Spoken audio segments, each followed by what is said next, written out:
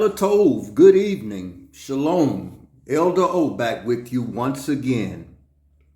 Welcome to a new Bible study series that is titled Friday Night Bible Soiree, where we discuss biblical topics that you will never hear in your traditional churches. And in tonight's lesson, we are going to dive into the prophecies that are mentioned in 2nd Esdras chapter 5, Isaiah chapter 3, and Isaiah chapter 4.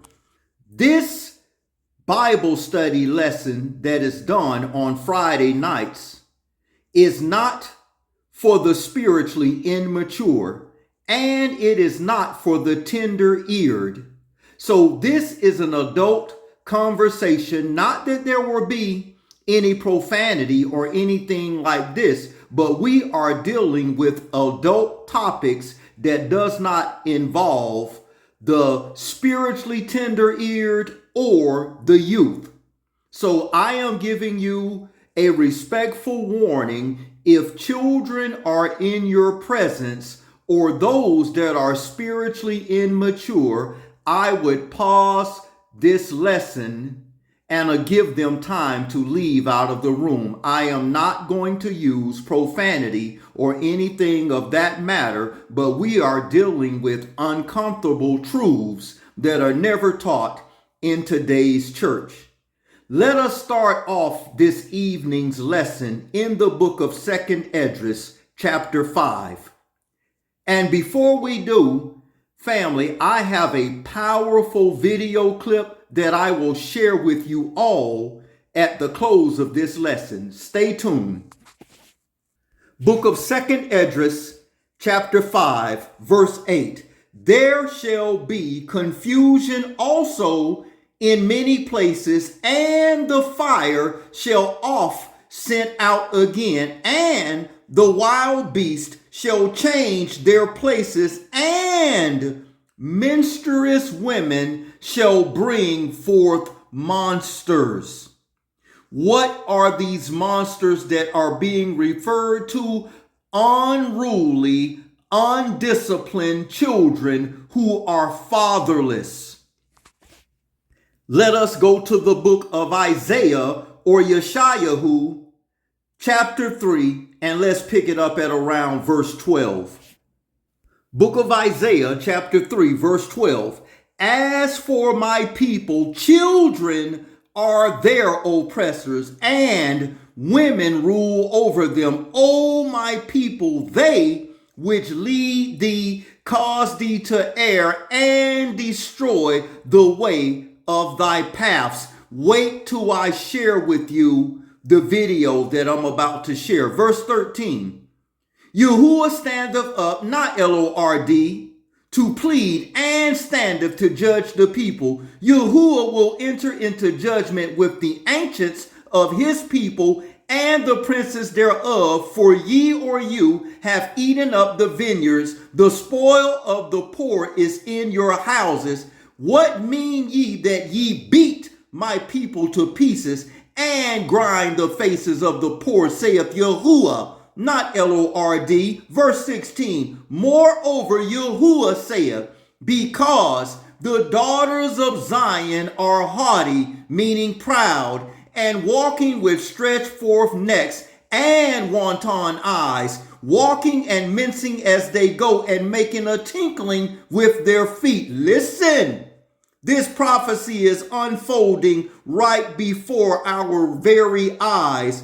Women ruling the homes and children out of order, fatherless children creating a societal disorder. It says, walking and mincing as they go and making a tinkling with their feet. Therefore, Yahuwah will smite with the scab the crown of the head, the daughters of Zion, and Yahuwah will discover their secret parts. What is verse 17 talking about? With all of these perms and hair hats and synthetic hairs that's causing many sicknesses, and as they just recently reported, because of the carcinogenics in those hair products. It is causing cancer and traction alopecia. You see, in that day, Yahuwah will take away the bravery, the tinkling of the ornaments about their feet, their calls, and their round tires, their moons, the chains and the bracelets and the mufflers, the bonnets and the ornaments, the legs and the headbands and the tabrets and the earrings, the rings and the nose jewels, the changeable suits of apparel, and the mantles and the wimples and the crisping pins, the glasses and the fine linen and the hood and the veils. And it shall come to pass, instead of a sweet smell, there shall be a stink, and instead of a girdle, a rent, and instead of well-set hair, baldness. Respectfully, if they take these hair hats out or off and those weaves and show you their natural hair, you will see that this prophecy is unfolding right before your very eyes. But because of the illusion of hair hats and weaves, they are covering up actually what is going on underneath. And instead of beauty burning, thy men shall fall by the sword, and thy mighty men of war. America has continually been at war for over 220 some odd years, with only 17 years of peace since it gained its independence in 1776, and they are continually at war to this day. So because of this, men or women on average are born in equal numbers, but because of wars and heavy-duty jobs, it makes the ratio of women far greater than that of men. Watch this video that I'm going to share with you shortly. Let me lay a little more foundation, and I won't keep you long this evening. Let us go to the book of Isaiah, chapter 4. And let us pick this up at verse 1. And what you see on the screen, family, see in the upper left-hand corner on Isaiah 4:1, it states Bible Hub. And everything that I'm reading after this is coming from theologians and biblical scholars. I have a powerful video. Stay tuned. And in that day, the scholars are going to tell you what day this is. And in that day, 7 women shall take hold of one man, saying, we will eat our own bread and wear our own apparel. Only let us be called by thy name to take away our reproach. Let us see what the biblical scholar says this day is, according to Bible Hub commentary.com, pertaining to Isaiah 4:1. Ellicott's commentators for English reading, expository English Bible, and in that day 7 women. The chapter division wrongly separates this verse from the foregoing. What foregoing? What we read in Isaiah 3. It comes to the climax as the chastisement of the daughters of Zion, the melanated so-called black women, as the companion picture to Isaiah 3:6. As men sought eagerly, yet in vain, a protector, so women should seek for a husband. Those who had been wooed and courted and proudly fastidized should supplicate in eager rivalry. The 7 women to one man implies a land depopulated by war. America has continually been at war for over 225 years, consistently till this very day. You watch this video that I'm going to share with you after we lay a little more foundation. Next, theologians or Bible theologians, commentary. In the day, or that day, 7 women, the chapter division wrongly separates this verse from the foregoing. It comes as the climax of the chastisement of the daughters of Zion as the companion picture to Isaiah 3:6. As men sought eagerly, yet in vain, a protector, so women should seek for a husband. Those who had, I'm sorry, we read that. The 7 women to 1 man implies a land depopulated by war. America has been at war for over 220 something years. And making polygyny, not polygamy, natural for the protection of marriage and not of the usual conditions, having food and clothing found for them in Exodus 21:10, which states a man could have 2 wives. Isaiah 4:1, hereto speaking of when, chapter 2 and 3. So this is not future, this is past, this is now. And still continues to speak, in the calamitous time, 7 women shall take hold of 1 man. The war and captivity shall make a prodigious scarcity in male sex, that 7 women shall gladly apply for a single man for protection, preservation, and marriage, and shall importune him, though contrary to the natural modesty of their sex, to consent to take away their reproach. What is the reproach? According to the Bible theologians, listen, for not barrenness only, they could have kids, but for a single state also reckoned opprobrious among the Hebrews. And in spite of the natural suggestion of jealousy, they shall each be content with a share-only rights in marriage. You wait till I show you this video that I'm about to share. You're going to be shocked. More, 7 women, the number 7 is often to denote a large number, a large though indefinite number.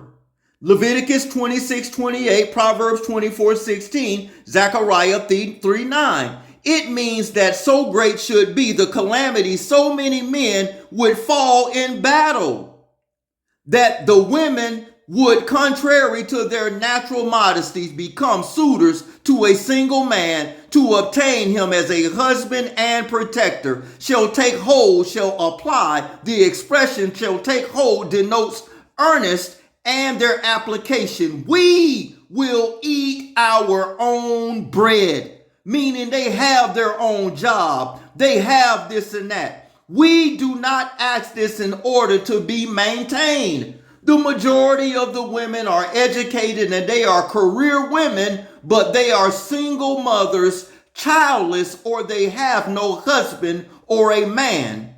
We will forego that law, which Exodus 21:10 says a man must supply food, raiment, and duties of marriage. More commentary from theologians. In the calamitous period describes in the previous chapter, chapter 3, 7 indefinite number among the Hebrews. So many men would be slain. By what? By war. America has been at war over 200 and something years. That there would be very many more women than men as it is right now. For example, women, contrary to their natural bashfulness, would sue equivalent to take hold of Isaiah 3:6. 1 man to marry them. Eat on bread, foregoing the previous privileges which the law in Exodus 21 gives a man when he has more than one. Reproach of being what? Unwedded and childless. America has the largest amount of single mothers on planet Earth, and by the year 2030, 45% of women from the age of 24 to 44 will be single and childless. Isaiah chapter 4 verse 1 is now, and the video is going to prove this. More commentary. When the war thus shall unsparingly have swept away the men, Zion, of most unnatural effect ensue, namely the women will go in search of what? Husbands. And I'm going to prove this, that they have all of these dating sites and these Christian dating things, and there are no men. It says that women will go in search for husband and not men in search for wives.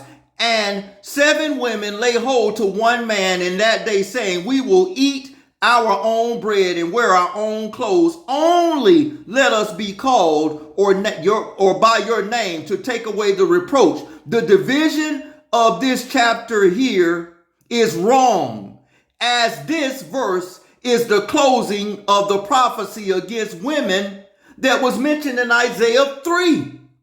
This whole address does not begin until Isaiah 4:2.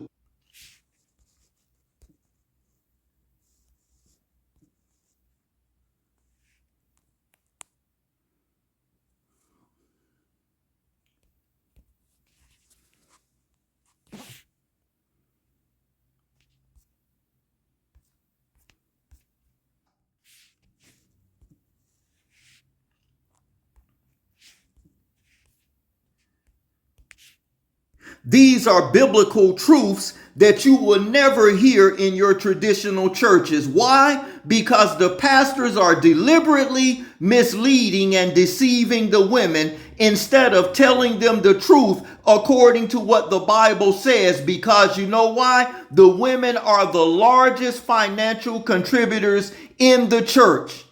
And they know that if they preach the truth to them, that a lot of the women are going to gravitate towards the truth, and they won't readily support financially the false doctrine that they've been given inside of those Christian churches any longer. So they keep them single, hopeful, and deceived. Let me share this powerful video with you, and I'll be back with you shortly.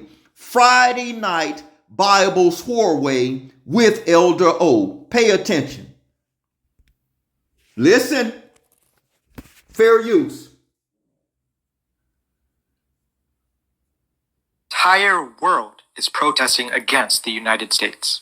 Millions of people at U.S. embassies in countries all across the world, from Iraq to India, are calling out U.S. aggression in the Middle East yet again. A lot of people are missing about Iran is that it's not just some other Middle Eastern country. You don't understand how big of a deal this is. Iran is the most populous country that the US has ever attacked. During World War II, both Germany and Japan had about 70 million people, but today Iran has 93 million. That's more than the combined populations of Afghanistan, Iraq, Vietnam, and Korea at the time of their US invasions. The only larger country the US has ever fought with directly was China during the Korean War, but the US never actually invaded Chinese territory. Iran is also the third largest country physically to ever be attacked by the US, with only Mexico and Libya being larger if you don't count the wartime gains of the Axis powers. Iran is also physically larger than Afghanistan, Iraq, Vietnam, and Korea combined. And I'm not done. Iran is also the wealthiest country attacked by the US since World War II.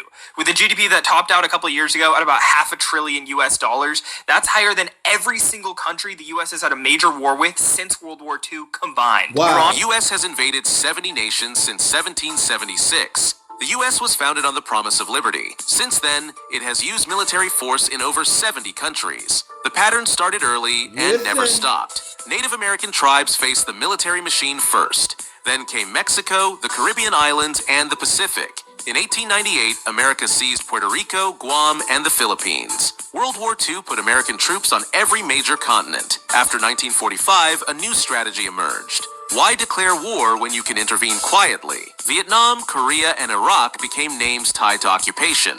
But smaller invasions happened in the shadows. From Panama to Laos, U.S. forces toppled entire governments. The Cold War kept the intervention machine running. America never really left the battlefield. Today, the U.S. operates 750-plus military bases in 80 countries. It controls 30 million acres of foreign soil. The human cost has been enormous. From 1950 to 2005, 82 million people died under U.S. occupations. Wow. Most deaths came from starvation and disease, not combat. Critics call it warfare by other means.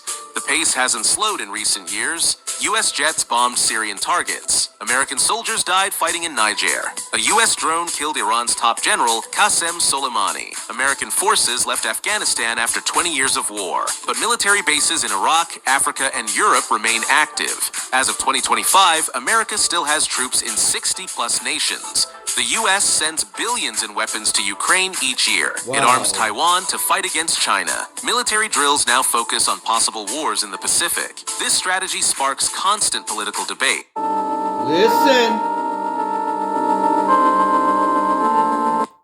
We had a good time the last time, Here we remember? go. What I remember was we spent half the time praying for husbands when the husband should have been dead that night at the event. Wow. No.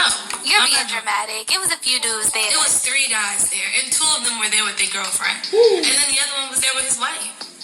At a singles. It wasn't that. Because when I walked in, it was packed. And what do you think I saw? What do you think I saw? What'd you see? Exactly what I thought I was going to see. What?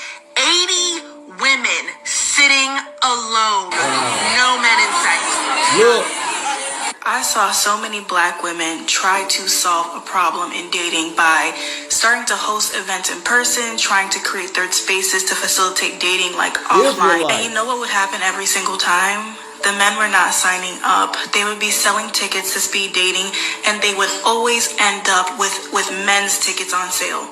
Always, because they weren't buying any. Just the other day, a big account that I follow for black creatives did like this cute Cupid thing where they were like, hey, send us a profile about yourself and we would love to post it and like play matchmaker. Sounds like a cute idea, right? Not one single man sent their profile in. What? And mind you, this is an account that has well over 100,000 followers. It's just time to stop. It's time to stop. They have made it very loud and clear that they do not singles event, and here's why I think we're doomed to be single for the rest of our lives. That was a bit dramatic, but let me tell my story. So I went to singles night at church's Charlotte campus. Now, I don't go to that church, but I started following Pastor Stephen since he was a guest pastor at my church earlier this month. And when I found out that he was writing a book on dating and relationships, I was interested because, listen, your girl could use some divine intervention in that area. But I'll be honest, I didn't want to go at first. I figured it's a Christian singles event. There's going to be 11 women there and like 2 men. Wow. Plus, they were advertising it as a conversation that you wouldn't expect to have at church. And I thought, I've heard enough of those modern dating and relationship podcasts. I don't need to hear any more, especially not with a biblical spin. Instead of having meaningful conversations about finding and building Christ-centered relationships, We just left the event. I think we were just saying that we think that we've actually hit rock bottom. Sometimes you gotta laugh, not to cry. No, it was actually, we think we've actually hit rock bottom, and I think we were either punked, catfished, And my spirit, while I was there, my spirit told me no mas, por favor. Went to a singles mixer, and only women showed up. What a man. Isaiah 4:1. The little Chinese New Year, I went home to have dinner This with my happening parents, worldwide, family. and inevitably I was pressured to get married. Worldwide.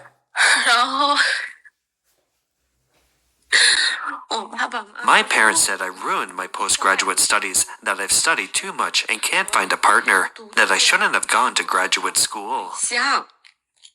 不该读这个书的。我今年34岁，未婚未育。 I'm 34 years old, unmarried and childless. I'm going back to my hometown for the Chinese New Year tomorrow, and I know I'll soon face the relentless pressure from all my relatives to In get China, married. they call it Have you leftover noticed? women. Even if you're In doing China. well on your own, if you're not married, they see you as worthless. 结婚在他们眼里就是一无是处。 The gender imbalance in China's urban and rural areas is striking. The Listen. number of unmarried young and middle-aged men in rural areas is approaching 30 million. Wow. While in cities there are 100 million leftover women struggling to find ideal husbands, creating a peculiar contrast. Your stuff. Listen. Okay. Does the guy have to look a certain way? No, I just have to find you attractive. Okay. Does he have to make a certain amount of money? Yeah, you have to match me, so you have to make at least 100,000. Bare minimum Where's the 100K. modesty? Do you want more kids? Right? Was you gonna? No, I was gonna say, And wants them because of their money. They're Listen. not running to settle down. Forget what I say. Do statistics of your real life. That's What right. is in your real life? Is the man that you're asking for are the requirements? Do you know 3 of those men? Let's just say something as low as 3 of those men that fill all your qualities in your real life. And then you can start making up your own statistics. okay. On what you bring to the table. Those things. How much do you think it'll be worth as far as what a man makes. If you say what I bring to the table, all those things should equate a man making about X a year, what would that be? I'd say 100 grand. Got up. Make it make sense. We're too much on the labels these days. You know, we've got simps and pick-me's, and I was on a conversation here about my marriage at one point, and I talked about how my husband had 4 kids, and he had just gotten divorced, so his finances were crazy, and I had no debt, no kids, no problems, had money in the bank, and I married him, and someone called me a pick-me because I didn't get a high-value man or didn't engage in hypergamy, and then once we got married, instead of him setting the purpose and the dream, he realized that, man, her purpose and her dream is gonna get both of us further. So he practically shut down his shop to help me become a judge, and then he went across the country to allow me to be on TV and dropped his practice. So yeah, maybe I was a pick-me, and maybe he's a simp.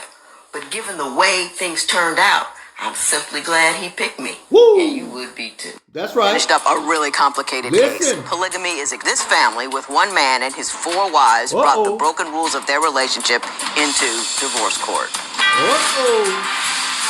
Isaiah 4:1 is now in session. Here we go. Segment, as the first wife, you had the obligation or the responsibility of picking the next wives.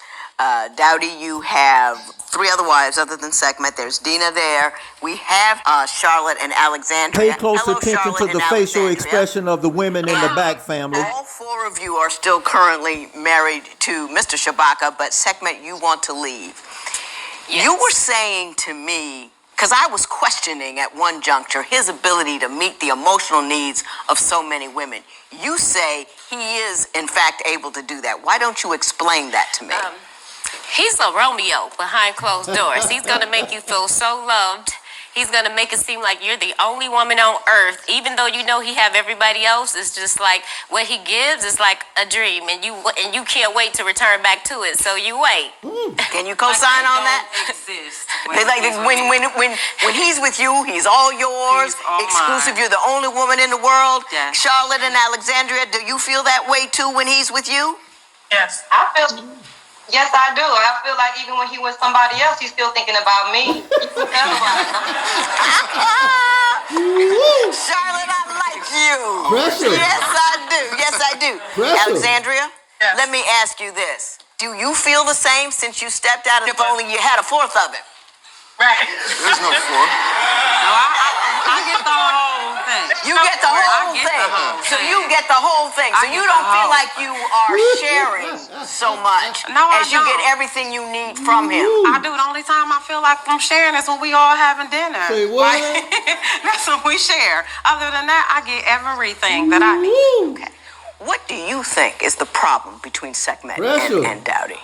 They just don't communicate the same. You know, everybody have their own language. Right. They don't speak each other's language. Okay. For instance, when they have issues, they'll bump heads, and then each of them will call me like, girl, he did this, or he'll call me like, babe. So let me tell you what she said. And I'm able to rationalize things with the both of them and bring them down. But then when they get back together, they forget the conversations that we just had. Wow. Okay, let me play He devil. doesn't respect my leadership roles. Leadership. I bring him Hang on. That's the question that I have, and I'm going to play devil's advocate here because this is not my belief system. So I'm going out. The man is the head. Left of where I live. But here it is. If you have a relationship where 4 women and 1 dude and he's the king, you can't have it so that you in charge. Do you understand what I'm saying? You voluntarily entered into a relationship that designates a head and that has 4 people around that head, and then you've determined that you're not going to respect his position as such head. Marriage for 6 years. Right. She's bought $5,000 worth of stuff that she can take out. That's what I'm telling you right now. She's bought $5,000 worth to take out. What about that $1,200 in the laptop? I mean, that's something that I only asked for because. Listen. Number 1. I bought it. Look at him. Did you give it to him? He had. Did you give it to him? I did give it to him. Then it is his. But I bought it. No. You will return it. I have said that. $5,000 in favor of Mrs. Shabaka. 112. The laptop will be returned to you. But let me say this: you cannot function within the context of the relationship and be an alpha dog. That's right. You just can't. Look you at can the do women it in with the back. 2 people maybe, but you can't do it in the context with 5. You just can't do it. There's got to be one alpha dog. That's the way it works out. That's why there's so much contention and constraint. That's right. And you've got to decide what it is you want. Come on. And if you want this relationship to work in the way that it's working, then you have to allow him his humanity and allow him his failings, which seem to be few given as much exertion that is required of him. And emotionally, economically, there's a lot of exertion going on there, and he seems to be doing okay with it. And all the meat and the stars, all that kind of thing. Don't we worry about that too much? I will say that to you.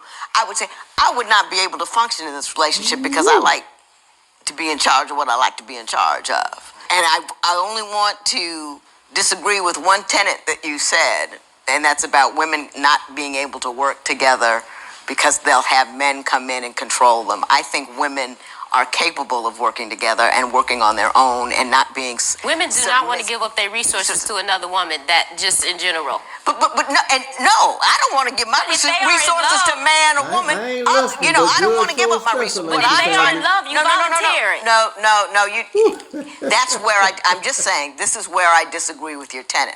I think that women have the capacity to be business women and to control their businesses, not be subject to any man that happens to come in it, and we can deal with each other on a business level without having to have... Is that a hint? No, I'm just trying to say what I believe, because I'm trying to get out. The belief that we've got to have, that we're not just people, independent business, strong people that have to be connected to it.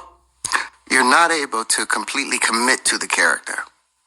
You're trying to, but you come home and then you have to be husband, you have to be father, you have to be all of those things. But when you don't have your family there, you're kind of open to the wind.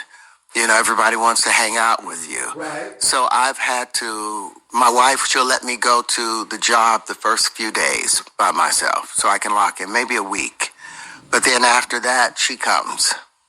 But she gives me a lot of space, and sometimes she'll give me a separate place, because they'll provide a house for me, for the family.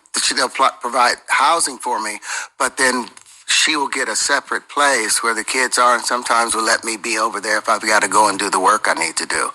But that's the only way I found that after 2 weeks apart, we changed our chemistry, where we used to be like, oh, yeah, I'm so in love, I'm so locked in, I'm so everything. But as males, we still produce, a healthy male still produce about 1,500 sperm per heartbeat. But that's the only way I found that after 2 weeks apart, we changed our chemistry. Where we used to be like, oh, yeah, I'm so in love, I'm so locked in, I'm so everything. But as males, we still produce, a healthy male still produce about 1,500 sperm per heartbeat. So that desire that need to share and empty the storehouse is always there. And after 2 weeks, that can become a problem. The lines you use, I love it. Listen, I'd love to empty my storehouse with you today, sweetheart. The lines you use, I love it. Listen, I'd love to empty my storehouse with you today, sweetheart. Can you imagine? I have a delivery to make. So, how do you manage? It is a real thing. I mean, if you're a man, it's a real thing. My guys would ask me, Pat, how do you manage to, when you have to empty the storehouse? How did you do it? Biologically, sex is designed for one main purpose: procreation. Anything else, that's extra. The female reproductive cycle comes around once a month. For a man, it's every day. For each sexual act, the woman's one egg is matched by the man's 120 million sperm cells. Straight fact. Now let's do some calculation. 120 million sperm cells a day, every day, as opposed to one egg a month every month, means, assuming all the cells are viable, that it will take only 30 men to impregnate all the women in the world. This points to one clear fact. A man is, by nature, polygamous. Monogamy and fidelity are unnatural situations promulgated by religious beliefs and social pressures. Take those away, every man will cheat. It's simply biological. Now let's look at the extra. It's a known fact that women, for the most part, are more emotional than men.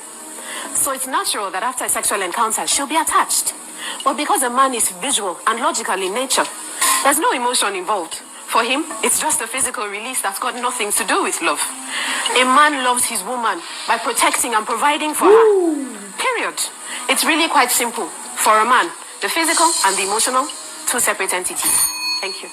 Biologically, sex is designed for one main purpose: procreation. Anything else, that's extra.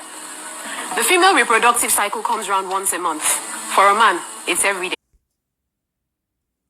Friday night biblical Soiree. Tell a friend, tell a friend, and tell a friend.